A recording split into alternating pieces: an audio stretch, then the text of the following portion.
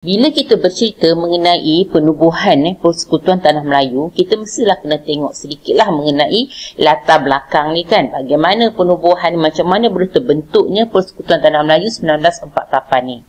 Kan, jadi yang kita lihatlah untuk yang menjayakanlah kita kata Persekutuan Tanah Melayu 1948 ni, mula-mula sekali ditubuhkan Jawatan Kuasa Kerja. Maksudnya penubuhan Jawatan Kuasa Kerja. Inilah yang nanti yang membolehkan, yang menjayakan adanya Persekutuan Tanah Melayu 1948. Dari tadi lagi cikgu menyebut perkataan persekutuan. Sebelum kita pergi lebih lanjut mengenai Jawatan Kuasa Kerja ni, jom kita lihat apa maksud persekutuan. Okey. Persekutuan ni ialah gabungan beberapa buah negeri di bawah satu unit pentadbiran. Maksudnya di sini, negeri-negeri di Tanah Melayu ni, semua negeri dekat Tanah Melayu ni digabungkan membentuk satu unit politik sahaja. Semenanjung lah. Habis kata kalau kita nak gambarkan apa negeri-negeri tersebut, kita gambarlah semenanjung Malaysia sekarang. Itulah negeri-negeri yang terlibat di bawah persekutuan tersebut. Kan? Okey. Kemudian pentadbiran persekutuan ni dibahagi kepada dua, iaitu satu kerajaan pusat dan yang keduanya adalah kerajaan negeri. Satu kerajaan pusat, satu lagi kerajaan negeri.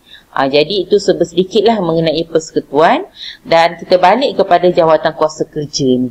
Okey, Jawatan Kuasa Kerja ni ditubuhkan pada 25 Julai 1946. Apa matlamat dia? Matlamat dia adalah untuk membincangkan asas perjanjian Persekutuan Tanah Melayu 1948. Jadi di sini kita lihat Jawatan Kuasa Kerja ni dia terdiri daripada Wakil Raja-Raja Melayu, Wakil UMNO dan juga Pegawai Kanan British. Maksudnya di sini dalam Jawatan Kuasa Kerja ni dia ada 3 golongan yang terlibat di dalam jawatan kuasa ni, yang akan berbincanglah mengenai nanti apa kita kata yang diperlukan, ataupun kita apa yang nak dimasukkan di dalam perjanjian persekutuan nanti. So dia ada wakil daripada Raja Melayu, kemudian daripada wakil dari UMNO dan juga pegawai kanan British. So 3 golongan ni. Dan kita lihat satu persatu dulu wakil kerajaan British. Okey, wakil kerajaan British yang pertamanya adalah A.T. Newport. A.T. Newport ni merupakan Ketua Setiausaha Melayan Union. Yang kedua kita ada K.K. O'Connor. K.K. O'Connor pula merupakan Peguam Negara Melayan Union. Kemudian kita ada W.D. Goodsall. W.D. Goodsall ni merupakan Setiausaha Kewangan. Dan kita ada Dr. W. Linehan yang merupakan MCS, begitu juga dengan A. Williams. Dan akhir sekali setiausahanya ialah D.C. Waterston. Kan, okey. Jadi itu kita tengok ada 6 orang wakil daripada kerajaan British. Kemudian kita lihat pula wakil daripada UMNO dan juga wakil dari Raja-Raja Melayu. Daripada UMNO ni ada 3 orang, iaitu yang mewakili UMNO pada waktu ni adalah Datuk On Jaafar. Yang keduanya adalah Datuk Abdul Rahman Muhammad Yassin. Manakala yang ketiga ialah Haji Megat Yunus. Ini 3 orang yang terlibat di dalam, yang menjadi wakil lah untuk UMNO pada waktu ni di dalam Jawatan Kuasa Kerja. Dan manakala wakil daripada Raja Melayu, kita lihat saya ada 4 orang wakil daripada Raja Melayu. Yang pertama kita ada Raja Kamaruzaman Raja Ngah Mansur, merupakan Raja Kecil Tengah Perak. Yang kedua kita ada Datuk Hamzah Abdullah, yang merupakan orang kaya Menteri Besar Selangor. Yang ketiga kita ada Haji Muhammad Sharif Osman, yang merupakan Setiausaha Kerajaan Kedah. Dan akhir sekali yang keempat kita ada Datuk Nik Ahmad Kamil Mahmud, yang merupakan Datuk Seri Setia Raja Kelantan. Jadi 4 orang daripada wakil daripada Raja-Raja Melayu. Okey, selain daripada 3 golongan wakil ni, kita ada wakil daripada kerajaan British, wakil daripada UMNO, wakil daripada Raja-Raja Melayu. Ada juga di dalam jawatan kuasa kerja tersebut, kita panggil dia sebagai pegawai pemerhati dan penasihat undang-undang. Mereka ni ada 3 orang di sini, iaitu yang pertama Theodore Adams, di mana beliau merupakan penasihat Raja-Raja Melayu. Yang kedua ada Roland Bradel. Roland Bradel ni merupakan penasihat undang-undang UMNO. Dan akhir sekali kita ada Ralph Horn. Ralph Horn ni merupakan pemerhati dan wakil Governor General. Kan? Okey, itu antaralah. Okey, ini sedikit gambar lah yang menunjukkan ini antara wakil-wakil daripada Raja Melayu. Manakala ini adalah gambar Datuk On yang banyak menyumbanglah kepada penyatuan orang Melayu pada waktu ni, terutamanya masa menentang Malayan Union. Okey, jom kita pergi pula kepada cadangan dalam jawatan kuasa kerja. Okey, jawatan kuasa kerja ni dimula menjalankan tugas dia pada awal bulan Ogos 1946 hinggalah pertengahan bulan November 1946. So daripada Ogos sampai November 1946. Dan kita lihatlah, yang penting kita lihat dekat sini apa cadangan-cadangannya. Cadangan yang pertama ialah menyatukan semua negeri Melayu dalam satu unit pentadbiran dan 2 buah negeri-negeri selat. Maksudnya di sini, semua negeri Melayu ni kita kata kita ada 9 buah negeri Melayu, iaitu negeri-negeri yang ada raja tu. 9 negeri-negeri yang ada raja, contohnya macam Kedah, Perlis, Kelantan, Terengganu. Lepas tu kita ada pula mana lagi? Kita ada Selangor, kita ada Negeri Sembilan, kita ada Perak, kita ada Pahang dan juga kita ada Johor. Jadi 9 buah negeri ini disatukan jadi satu unit pentadbiran dan termasuk 2 buah negeri selat. 2 buah negeri selat ni adalah negeri yang tak ada raja sebenarnya di dalam negeri selat ni, iaitu apa? Pulau Pinang dan juga Melaka. Campur semua, kiranya kita ada 11 buah negeri ni digabungkan membentuk satu unit pentadbiran. Yang kedua, memulihkan kedudukan dan kedaulatan Raja-Raja Melayu. Jadi kedudukan Raja-Raja Melayu sekarang ni akan dipulihkan. Kalau dalam Melayu ni kedudukan dan kedaulatan Raja Melayu hilang sama sekali. Sekarang ni kedudukan dan kedaulatan Raja kembali ni dipulihkan, maksudnya dikembalikan nanti. Dan yang ketiga, menjaga kedudukan istimewa orang Melayu dan kepentingan sah kaum lain. Hak keistimewaan orang Melayu dan kepentingan sah kaum lain ni dijaga di situ. Dan yang keempat, menubuhkan Dewan Perundangan Negeri bagi setiap negeri. Maksudnya bagi setiap negeri nanti dia akan ada Dewan Perundangan Negeri masing-masing. Dan yang kelima ialah mengenakan syarat kewarganegaraan yang lebih ketat. Sebab kalau kita tengok dalam Melayu Union, syarat kerakyatan dia sangat longgar. Jadi dalam Persekutuan Melayu 1948, syarat kerakyatan ni diperketatkan kembali. Dan okey, itu adalah 5 cadangan yang dikemukakanlah di dalam jawatan kuasa kerja ni. Okey. Sekarang kita lihat pula tentang gerakan nasionalis Melayu radikal. Kita lihat pula peranan golongan gerakan nasionalis Melayu radikal ni. Siapa mereka ni?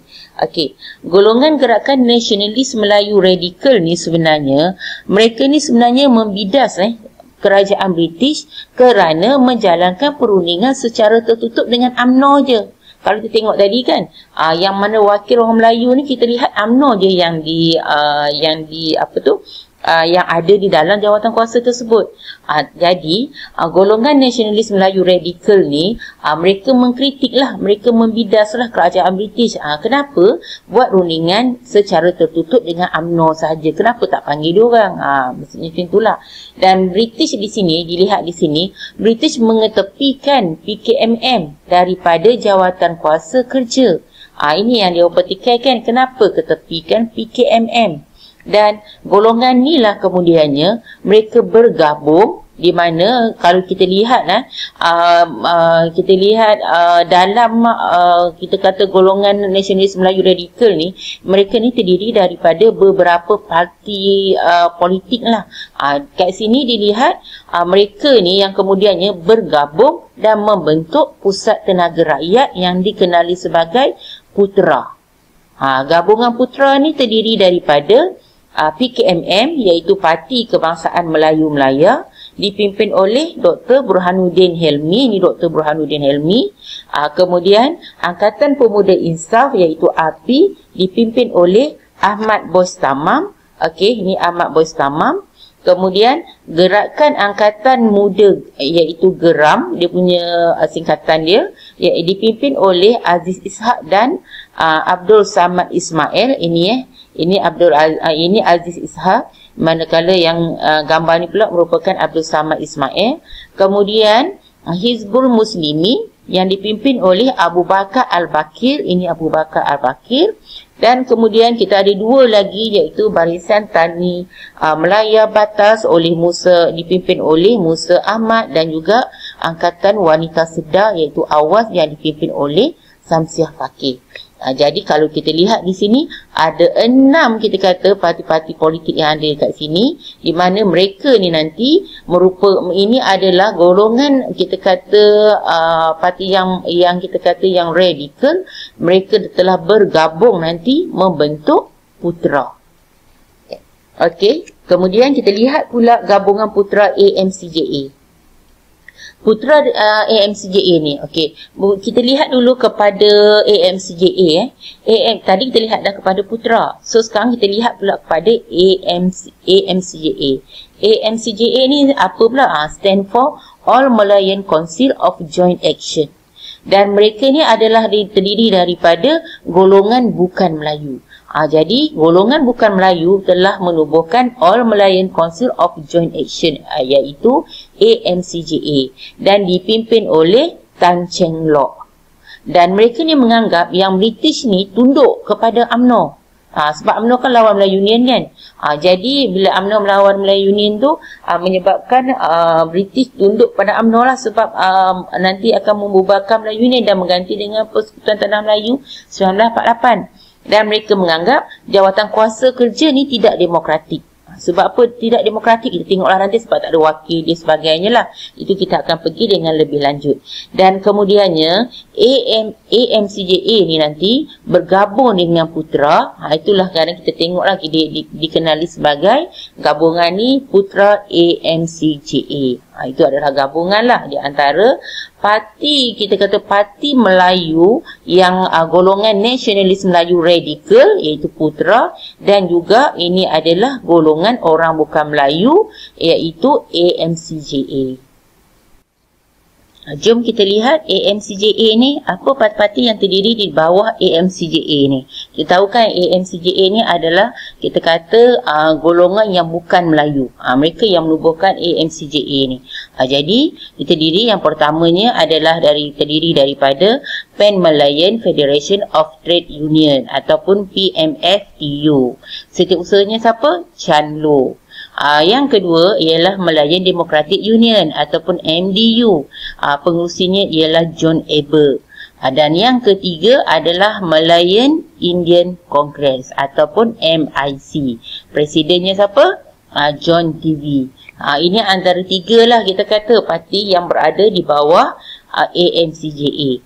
Jadi ceritanya sekarang ni macam cikgu cakap tadilah, golongan bukan Melayu iaitu AMCJA ni, dan golongan Melayu radikal iaitu PUTRA ni, mereka lah nanti bergabung dan membentuk PUTRA AMCJA. Dan kumpulan ni kita lihat dia menolak perjanjian Persekutuan Tanah Melayu 1948.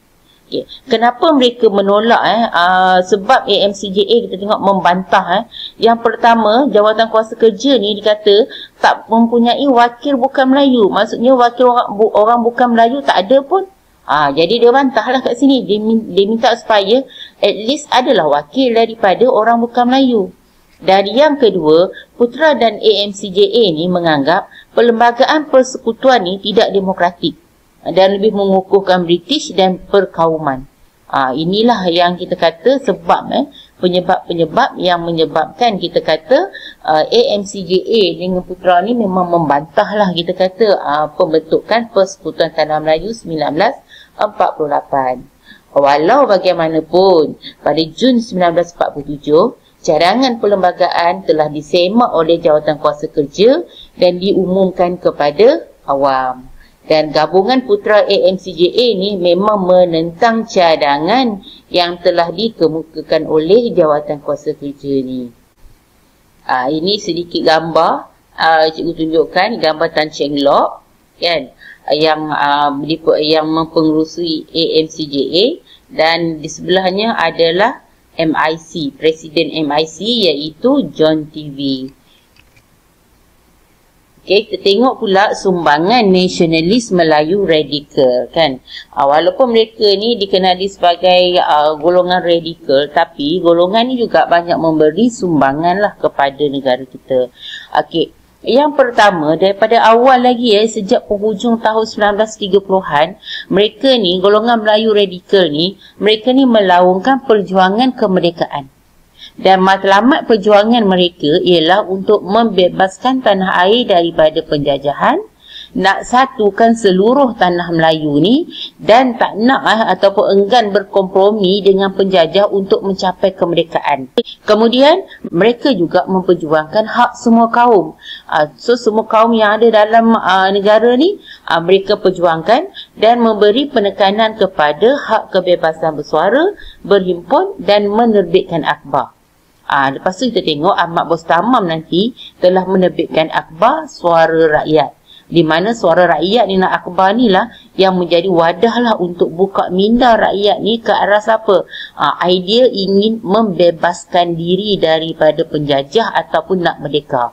Dan fahaman kebangsaan ni diperjuangkan oleh golongan ni mudah diterima oleh sesetengah rakyat. So yang sesetengah rakyat yang menerima itulah yang tengok yang nanti yang menyokong gerakan nasionalis Melayu radikal ni. PKMM pun sama juga berjaya menubuhkan cawangannya sebab dia diterima dekat sesetengah rakyat terima, sebab tu dia berjaya menubuhkan cawangan dia di Perak, di Hulu Langat Selangor dan juga di Temeloh Pahang.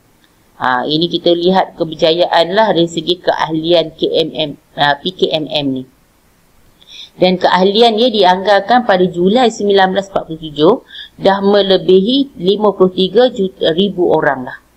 Ni akhir ramai lah kalau macam tu, 53,000 orang. Dan mereka juga memperjuangkan pembelaan terhadap ketidakadilan. Mereka berjuang berdasarkan prinsip dan falsafah, dan mereka ni yang kita gelar sebagai tokoh politik nasional, iaitu di mana maksudnya ialah mereka melangkaui jarak sempadan dan juga kenegerian. Maksudnya sini bila mereka melangkau jarak sempadan dan kenegerian tu, mereka bukan sahaja bersifat setempat. Mereka bukan sahaja berjuang di tempat mereka sahaja, malah mereka berjuang di negeri-negeri yang lain. Idea mereka tu tersebar sampai ke negeri-negeri yang lain. Itu yang kita kata sumbangan untuk bahagian sumbangan nasionalis Melayu radikal. Ini antara contoh, yang ini pun cikgu ambil gambar ni pun daripada buku teks kita juga untuk tingkatan 4. Antara sumbangannya yang kita lihat di sini di mana Ishak Haji Muhammad sedang berucap di dalam satu mesyuarat di sini. Di sebelah ni pula kita lihat Ahmad Bostamam dan ahli PKMM dalam Kongres API yang pertama diadakan, iaitu pada 22 hingga 24 Disember 1946. Jadi kita lihatlah sumbangan nasionalis Melayu radikal ni, di mana mereka ni yang memperjuangkan kemerdekaan kepada untuk negara kita. Okey, sekarang kita lihat pula cadangan Putra AMCJA. Okey, cadangan daripada Putra ni meliputi perkara-perkara berikutlah, iaitu yang pertama tentang kedudukan bahasa Melayu, yang kedua tentang pertahanan dan hal ehwal luar negeri, manakala yang ketiga tentang syarat kewarganegaraan tanah Melayu, dan yang keempat tentang bendera dan lagu kebangsaan. Itu cadangan daripada Putra lah, perkara-perkara yang dicuba cadangkan berkaitan dengan perkara berikut. Di mana untuk cadangan AMCJA pula, kita lihat yang pertama ialah cadangan dia penyatuan tanah Melayu dengan Singapura. Yang kedua, bagaimana dia nak membentuk sebuah kerajaan pusat yang kuat. Nak membentuk sebuah kerajaan pusat yang kuat. Yang ketiga, tentang Raja-Raja Melayu sebagai raja berperlembagaan. Yang keempat, mengenai kemajuan politik dan ekonomi orang Melayu. Dan yang kelima, mengenai adat istiadat dan agama Islam. Dan yang keenam, mengenai syarat kewarganegaraan. Jadi, ini cadangan Putra dengan cadangan AMCJA, dan hasil daripada situ, maka terbitlah kita kata, muncullah draft untuk perlembagaan rakyat. Jadi, Putra AMCJA ni sebenarnya telah mengadakan pertemuan pada Julai 1947. Jadi, mereka mengadakan pertemuan Putra AMCJA ni pada Julai 1947, dan mereka telah mengemukakan draft perlembagaan rakyat. Jadi, masa dia orang bertemu tu, dia orang bincang. Jadi, inilah dia hasilnya draft perlembagaan rakyat. So, kita lihat kandungan. Kandungan ni, kalau kita lihat ada 10 kandungan dalam perlembagaan rakyat ni. Yang pertama ialah Raja Melayu disatukan dengan Singapura.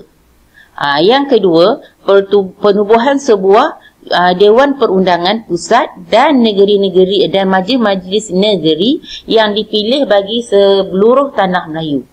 Dia nak Dewan Perundangan Pusat satulah, dan majlis-majlis negeri juga yang dipilih lah bagi seluruh tanah Melayu. Yang ketiga, kewarganegaraan yang sama bagi semua orang yang menganggap tanah Melayu sebagai tempat tinggal tetap dan sanggup mencurahkan kesetiaan tanpa berbelah bagi. Ni kewarganegaraan yang sama. Yang keempat, raja berperlembagaan, di mana Raja Melayu ni akan dijadikan sebagai raja berperlembagaan yang bertanggungjawab kepada rakyat dan menerima nasihat melalui majlis mesyuarat. Dan yang kelima, hal ehwal agama Islam dan adat istiadat Melayu diketuai sepenuhnya oleh orang Melayu melalui majlis khas. Ini antara 5 tu kita nyambung lagi, kita tengok pula yang keenam. Yang keenam, perhatian khas diberi kepada kemajuan politik dan ekonomi orang Melayu. Menaikkan taraf ekonomi Melayu lah. Yang ketujuh, bahasa Melayu. Di mana bahasa Melayu hendaklah menjadi bahasa kebangsaan dan bahasa rasmi yang tunggal, the only one lah di tanah Melayu. Yang ke-8, hal ehwal luar negeri dan pertahanan hendaklah menjadi tanggungjawab bersamalah kerajaan tanah Melayu dan juga kerajaan British. Dan manakala yang ke-9, kewarganegaraan Melaya hendaklah dinamakan Melayu. Dan yang akhir sekali yang ke-10, warna merah putih ni. Warna merah putih ni hendak dimasukkan sebagai latar belakang bendera kebangsaan tanah Melayu. Ini kita ada 10 kandungan di dalam perlembagaan rakyat tersebut.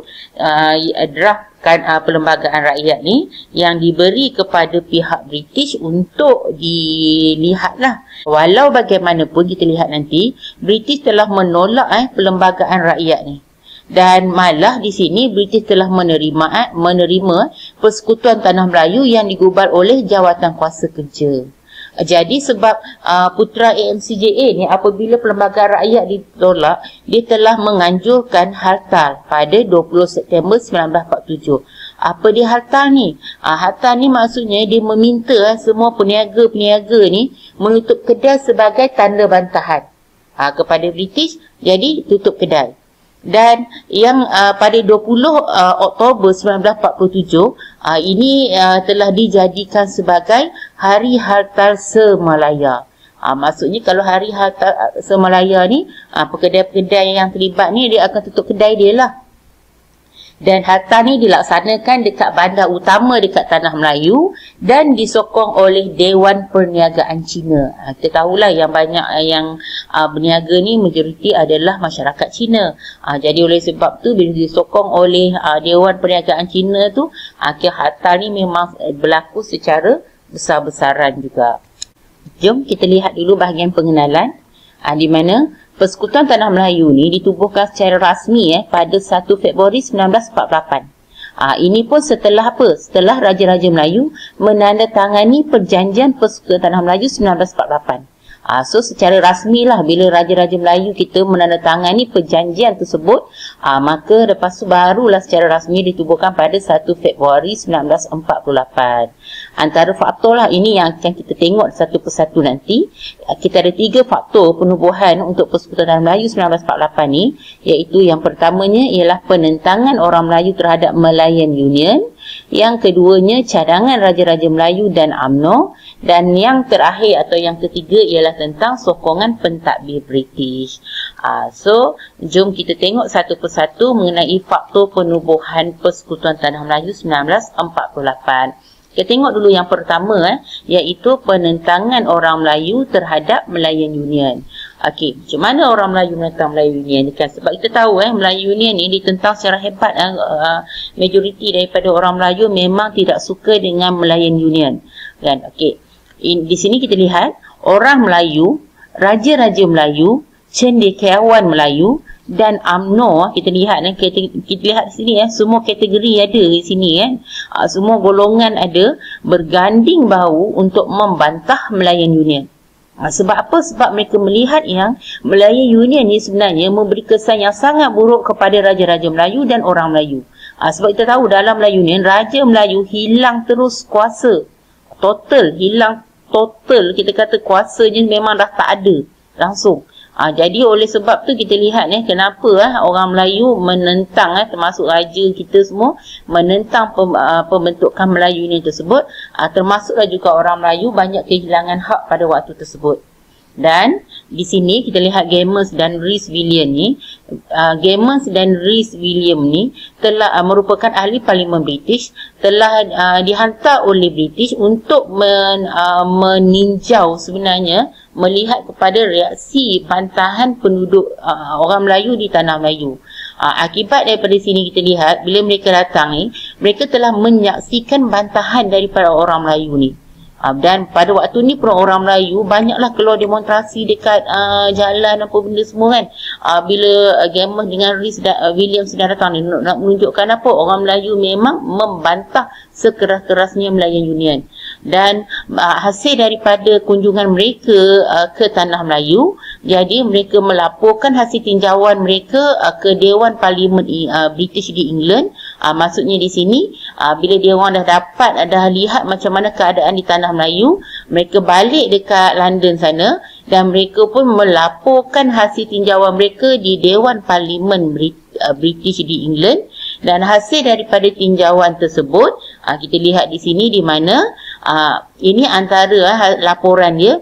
Laporannya, sekiranya British melaksanakan rancangan Malayan Union, keadaan huru-hara akan berlaku di Tanah Melayu.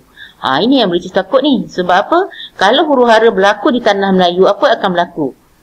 So ingat, bila huru-hara berlaku bermaksud ekonomi di Tanah Melayu pun nanti akan terjejas. Bila ekonomi terjejas, ini membawa maksud apa? Membawa maksud akan menjejaskan pelaburan ekonomi di Tanah Melayu. Yang pelabur-pelabur yang banyak datang daripada mana? Datang daripada pelabur Eropah dan Barat jugalah. Jadi ini yang kita nak ni. Okey, jadi hasil daripada sinilah kita lihat mulalah persediaan untuk menggubal Perjanjian Persekutuan Tanah Melayu telah dijalankan melalui rundingan dengan Raja-Raja Melayu, UMNO dan juga British. Ini yang dalam 5.1 kita ada bincang melalui dalam jawatan kuasa kerja, di mana jawatan kuasa kerja tersebut melibatkan wakil daripada British, wakil daripada Raja Melayu dan wakil daripada orang UMNO. Okey, ini untuk kita kata untuk bahagian yang pertama lah, iaitu penentangan orang Melayu terhadap Malayan Union. Okey, kita lihat daripada gambar ni sedikit lah sebagai ni kita lah yang dapat kita rumuskan daripada penentangan yang pertama ni, penentangan orang Melayu terhadap Malayan Union. Okey, Gamers dengan Rhys William ni sini telah dihantar ahli Parlimen British ni telah dihantar ke Tanah Melayu meninjau keadaan di Tanah Melayu. Dan mereka datang, hasil daripada tinjauan mereka kita boleh lihat di belakang ni kan, di belakang ni semua orang berkumpul yang menyatakan ketidakpuasan hati masing-masing, memang membantah Malayan Union. Dan di sini bantahan ni bukan sahaja berlaku kita kata dekat bandar besar dekat Kuala Lumpur satu tempat je, tak, berlaku di seluruh tanah Melayu sebenarnya. Dan hasil tinjauan mereka bila melihat kepada reaksi daripada penduduk tempatan ni, hasil ni lah yang menyebabkan nanti Malayan Union akhirnya telah dibatalkan. Maksudnya kayaknya dibubarkanlah Melayu Union tu disebabkan hasil daripada laporan tinjauan mereka. Okey, so kita lihat pula yang kedua. Faktor yang kedua adalah cadangan Raja-Raja Melayu dan UMNO. Okey, cadangan Raja-Raja Melayu dan UMNO ni kita lihat apabila pertemuan dan perundingan antara Malcolm McDonald iaitu Governor General, Sir Edward Gen iaitu Gubernur Melayu Union pada waktu ni dengan Raja-Raja Melayu di Kuala Kangsar telah diadakan pada 27 Mei 1946. Maksudnya kat sini kita tengok pertemuan dan rundingan ni telah diadakan antara pihak British dengan Raja-Raja Melayu di Kuala Kangsar. Kenapa diadakan? Untuk atasi konflik antara masyarakat Melayu dengan kerajaan British berkaitan dengan isu Malayan Union. Dan di sini antara cadangan Raja-Raja Melayu kepada British pada waktu ni ialah nombor satu ialah penubuhan persekutuan bertaraf naungan, bukan jajahan. Sebab masa Malayan Union tanah Melayu ni nanti dah menjadi taraf dia adalah jajahan. Jadi diminta supaya persekutuan yang nak dibentuk nanti mestilah bertaraf naungan. Yang kedua, perjanjian baharu mesti dibentuk untuk menggantikan Malayan Union. Maksudnya tumbangkan Melayu Union lah. Buang Melayu Union ni maksudnya kita buatlah satu perjanjian baharu. Dan yang ketiga, Jawatan Pesuruhjaya Tinggi mesti menggantikan Gubernur. Dalam Union kita ada Gubernur. Jadi dalam pertubuhan yang baru nanti tu, Persekutuan Tanah Melayu 1948 nantilah. Okey, jawatan dia mestilah ketua yang tertinggi mestilah Pesuruhjaya Tinggi. Dan yang keempat, Raja berkuasa dalam perundangan. Sebab dalam Melayu Union, Raja hilang kuasa sama sekali dalam pentadbiran perundangan apa, memang tak ada langsung kuasa kepada Raja. Jadi minta supaya Raja berkuasa dalam perundangan. Dan yang kelima, perkataan negeri-negeri Melayu tu perlu muncul dalam persekutuan baru. Maksudnya negeri-negeri Melayu tu perlu ada balik. Kalau sebelum dah terhapus dah, okey, sekarang ni diadakan kembali. Kan perlu muncul dalam persekutuan yang baru. Jadi ini antara 5 cadangan oleh Raja-Raja Melayu. Dan di sini kita lihat pada faktor, kita lihat kepada bagaimana Sultan Perak. Sultan Perak di sini sebagai jurucakap kepada Raja-Raja Melayu telah menjelaskan kepada Sir Edward Gen ni agar mendesak British menerima usul pembentukan persekutuan ni sebelum nak bincang perkara lain.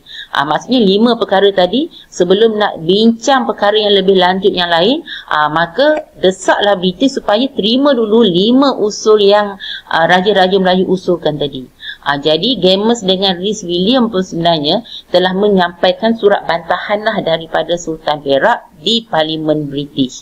Ini pun cikgu ambil je daripada buku teks KSSM tingkatan 3 kita, di mana antara kandungan di dalam surat tersebut, tiada seorang pun yang dapat menahan daripada duka cita terhadap perbuatan gopoh gapah dalam menentukan nasib sesuatu bangsa. Saya telah menurunkan tanda tangan oleh sebab saya dipaksa dan dilakukan secara terburu-buru. Tidak boleh dikatakan saya telah bersetuju dengan butir di dalam Malayan Union. Ini kita kata kandunganlah yang terdapat di dalam surat bantahan kepada bantahan Sultan Perak yang telah diberi kepada Parlimen British. Itu mengenai raja kita, mengenai cadangan Raja-Raja Melayu dan juga UMNO. Okey, yang ketiganya adalah sokongan pentadbir British. Okey, bila kita bercerita mengenai pentadbir British ni, pentadbir British ni dia memang menyokong konsep persekutuan tau. Sebab apa dia menyokong konsep persekutuan? Sebab bila adanya konsep persekutuan ni, maka akan mewujudkan keamanan, kestabilan dan kemajuan ekonomi. Sebenarnya ini yang nak dikekalkan oleh pihak British. Sebab apa? Sebab pelaburan mereka banyak di tanah Melayu pada waktu ni. Jadi oleh sebab itulah memang kita tengok pentadbir British pun memang menyokong konsep persekutuan ni. Dan kita lihat kepada pegawai tinggi British, pegawai tinggi British ni kita tengok cuba mendoronglah British supaya membentuk persekutuan tanah Melayu. So kiranya pegawai dia sendiri pun, pegawai tinggi dia sendiri pun dia mendorong British untuk apa? Bentuk persekutuan tanah Melayu. Siapa antara pegawai-pegawai tinggi ni? Antaranya Sir Edward Gen, Malcolm MacDonald, Sir Ralph Horn, Gammons, A.T. Newport, Roland Bradle, W. Linehan dan juga Theodore Adams. Okey, ini antaralah kita kata pegawai tinggi British yang dorong British supaya bentuk juga Persekutuan Tanah Melayu 1948 tu. Dan Sir Ralph Horn dia mencadangkan agar British melibatkan Raja-Raja Melayu dalam pentadbiran berasaskan perlembagaan. Maksudnya di sini ialah di mana Raja-Raja Melayu ni diberikan kuasa tertentulah dalam majlis negeri dan juga majlis perundangan. Ini kita kata cadangan daripada Sir Ralph Horn untuk melibatkan Raja-Raja Melayu dalam pentadbiran. Manakala Sir Edward Gen pula, dia telah pergi bertemu dengan Wakil UMNO di Pulau Pinang pada Mei 1946. Kemudian di King House Kuala Lumpur pula pada 18 Julai 1946. Di sini secara tak langsung kita dapat lihat apa tau. British sebenarnya memberi peluang kepada Dato' On dan Raja-Raja Melayu ni, inilah untuk melibatkan dia dalam pentadbiran, berjumpa dengan Dato' On, maksudnya apa yang diperlukan semua kan. So secara tidak langsung memberi peluang kepada Dato' On dan Raja-Raja Melayu ni untuk mengemukakan cadangan balas. Dan pada masa yang sama sebenarnya, British telah melaksanakan dasar dekolonisasi yang disarankan oleh PBB melalui Piagam Atlantik. Apa dia pula dasar dekolonisasi? Dasar dekolonisasi ni dalam kata mudah yang kita nak faham ialah dasar untuk membebaskan tanah jajahan. Kan? Okey, dalam piagam PBB melalui Piagam Atlantik ni, Piagam Atlantik ni telah diisytiharkan pada Ogos 1941, di mana piagam ni dirangka oleh Britain dan Amerika Syarikat. Piagam Atlantik ni dirangka oleh Britain dengan Amerika Syarikat. Dan prinsip dalam piagam ni adalah berkaitan mengenai matlamat pelantidakan untuk dunia selepas berlakunya Perang Dunia supaya tiada lagi perluasan kuasa. Bila kita kata tiada lagi perluasan kuasa, bermaksud inilah dia dasar dekolonisasi, membebaskan tanah jajahan. Jadi British juga perlu melaksanakan dasar dekolonisasi ni. Kan? Okey. Jadi ini yang kita kata sokongan dari pentadbir British untuk yang membawa kepada pembentukan Persekutuan Tanah Melayu 1948 bagi menggantikan Malayan Union yang ditentang hebat oleh orang Melayu. Okey, jadi apa yang dapat disimpulkan di sini, di mana bantahan orang Melayu terhadap Malayan Union, kan, lepas tu kita tengok tadi apa cadangan Raja-Raja Melayu supaya Malayan Union ni diganti dengan Persekutuan Tanah Melayu memang telah mendapat perhatian lah daripada pentadbir British. Jadi cikgu harap kamu bersama cikgu lah untuk kita lihatlah kepada tajuk ni. Okey. Bila kita bercerita mengenai ciri-ciri Persekutuan Tanah Melayu 1948, kita tengok dulu bahagian pengenalan dia, di mana kita dah belajar sebelum ni kan, pembentukan Persekutuan Tanah Melayu ni kita kata dirangka melalui Jawatan Kuasa Kerja ni. Jadi Jawatan Kuasa Kerja ni mengambil masa selama 5 bulan untuk menyelesaikan kerja merangka Perjanjian Persekutuan Tanah Melayu 1948. 5 bulan ambil masa untuk nak rangka Perjanjian Persekutuan Tanah Melayu 1948 ni. Dan pada 20 November 1946, rangka perjanjian ni mula dibentangkan dalam persidangan yang dihadiri oleh Raja-Raja Melayu, Wakil British dan UMNO. So dilihatlah sama ada kita kata reaksi daripada Raja Melayu, Wakil British dan juga UMNO. Dan ciri-ciri perjanjian Persultanan Melayu ni, kalau kita nak masuk, kita akan masuk satu persatu lah di sini. Dari ciri ni ialah, yang pertama ialah pentadbiran. Nanti kita akan masuk lebih lanjut lah tentang pentadbiran ni. Yang kedua ialah kuasa Raja-Raja Melayu. Dan yang ketiga mengenai perundangan. Dan yang keempat mengenai kewarganegaraan Persekutuan Tanah Melayu. Jadi ini empat ni kita kata ciri-ciri dalam perjanjian ni yang kita akan fokus untuk sesi kali ni.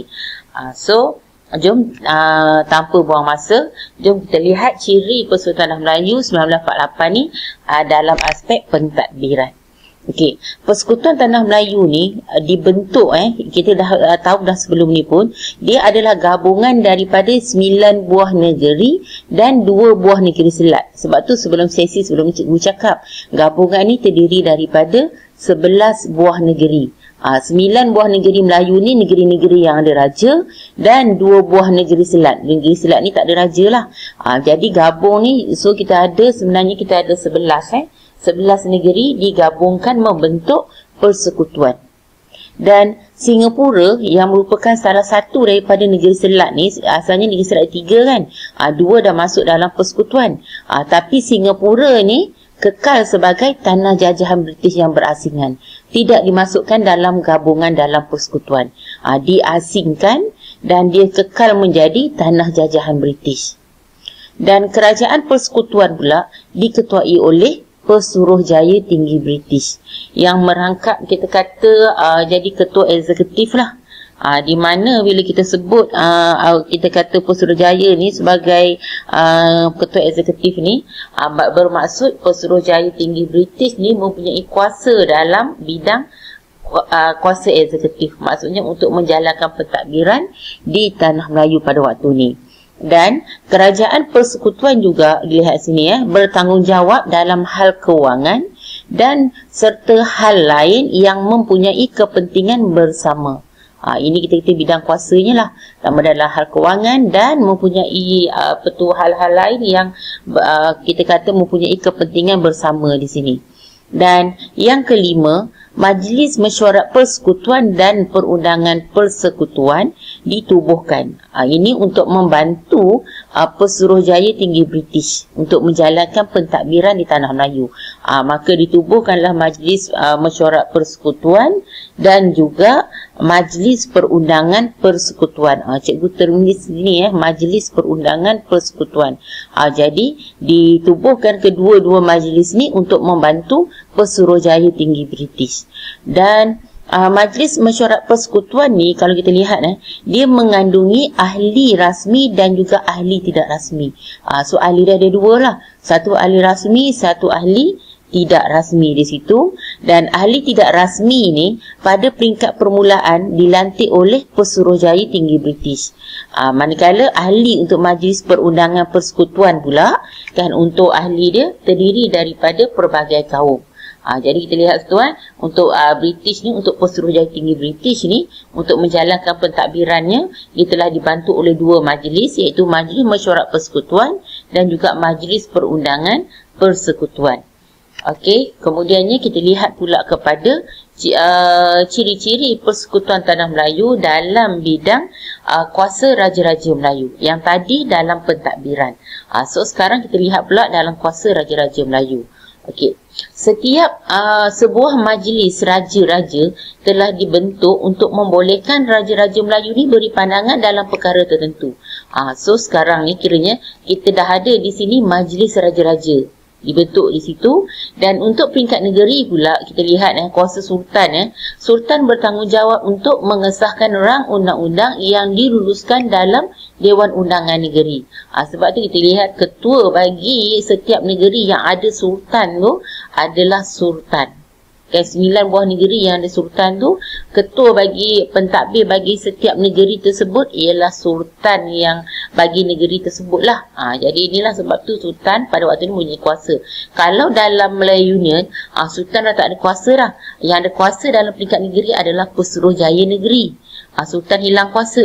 Jadi di sini kita lihat dalam Persekutuan Tanah Melayu, Sultan bagi 9 buah negeri itu, dia ada kuasa dah sekarang untuk mentadbir negeri masing-masing. Okey, itu untuk kuasa Raja-Raja Melayu.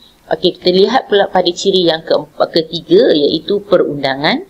Okey, dalam bidang perundangan ni kita lihat Majlis Perundangan Persekutuan diketuai oleh Pesuruhjaya Tinggi British, dan bidang kuasa Majlis Perundangan Persekutuan ni dia akan mencakupi, merangkumi hal-hal yang berkaitan dengan hal ehwal luar, ketenteraman awam, kehakiman, perdagangan, komunikasi dan percukaian.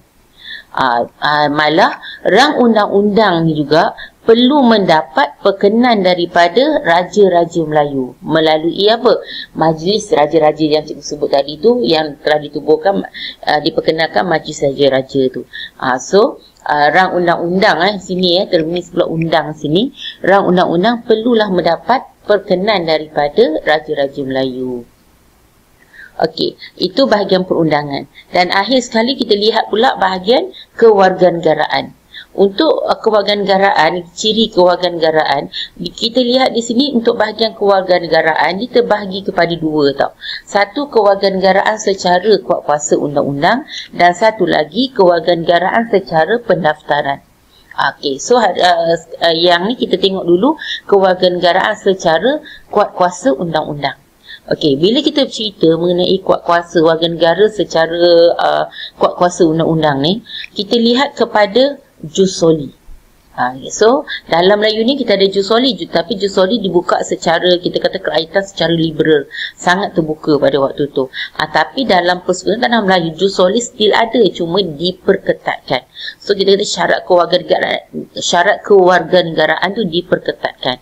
Jadi jus soli still ada, dan tapi jus soli ni hanya terbuka kepada rakyat raja dan rakyat British je.